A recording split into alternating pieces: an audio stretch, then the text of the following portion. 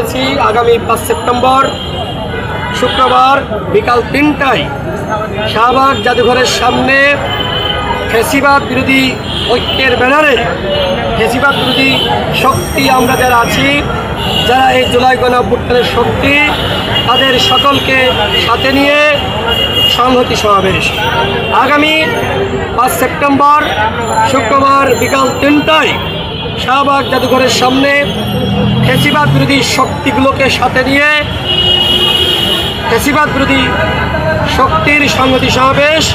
নুরুল আক্তারের উপর যে হামলা চালানো হয়েছে তার প্রতিবাদে এবং জাতীয় পার্টির 14 দল সহ যারা ফ্যাসিস্টের দোসর তাদের বিচারের দাবিতে নুরুল আক্তার হাসপাতালে ভর্তি।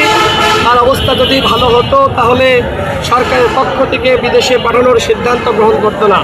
নুরুল আক্তার এখনো পর্যন্ত অসুস্থ, তিনি আক্রান্ত, আর 2 চোখের নিচে আঘাত, তার নাক ফেটে গিয়েছে। তিনি যখন কাশি দিচ্ছেন, কাশির সাথে রক্ত বেরোচ্ছে, নাক দিয়ে রক্ত পড়ছে। আমি নিজে গতকাল দেখে এসেছি, আজকেও আমরা তাকে রাতে দেখতে যাব। নুরুল আক্তার যেভাবে আক্রান্ত হয়েছে, তিনি এখনো পর্যন্ত যে জীবিত রয়েছেন সেটা মহান আল্লাহ রাব্বুল আলামিনের অশেষ রহমতে। আমাদেরকে বারবার হত্যা চেষ্টা করা হয়েছে। আওয়ামী লীগের আমলে নুরুল আক্তারের উপর 22 বার হামলা হয়েছে। অন্তর্বর্তীকালীন সরকারের আমলে যে ধরনের হামলা হয়েছে এটা ন্যাক্কারজনক এবং অত্যন্ত দুঃখজনক। জি, আমি বললাম জি বিদেশে পাঠানো হবে। Thank you.